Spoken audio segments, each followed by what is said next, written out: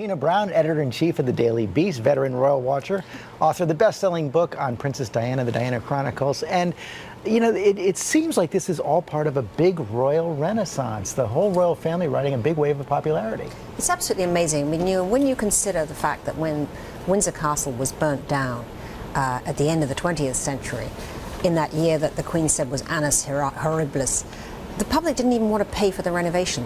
The monarchy was so unpopular. You'd had all the scandals, you'd had the divorces, you'd had the sort of cheesy tapes being leaked to the papers, all of that stuff. And there was a sense that the royal family had really lost it in terms of its appeal. But really, since the death of Diana, they have rebranded, there's no question. And now that Prince William has turned out to be so elegant, so attractive, so modern, so contemporary, and then he chooses this girl who has not put a foot wrong. I mean, at first it was, oh, she's not royal, he can't possibly marry her.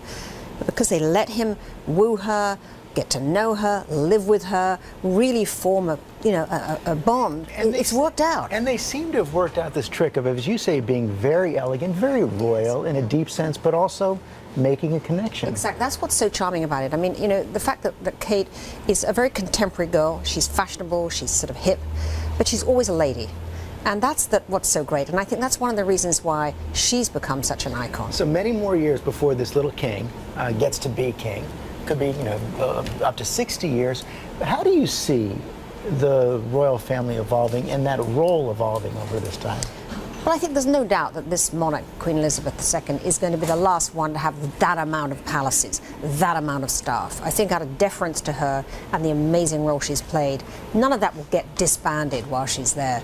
But I do think by the time we get to William, it'll be a much smaller, much more kind of European kind of monarchy, which is more of a major PR role, less of a kind of grand role.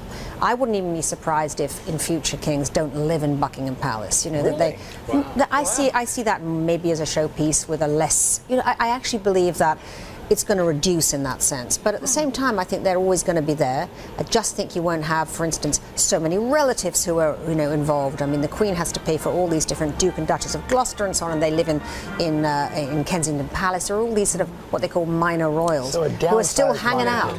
It'll be a downsized monarchy, I think, but still very much there, and it'll be, you know, their contemporary icons who are going to be required to promote their country. Okay, Tina Brown, thanks very much. You're going to be back later in the program.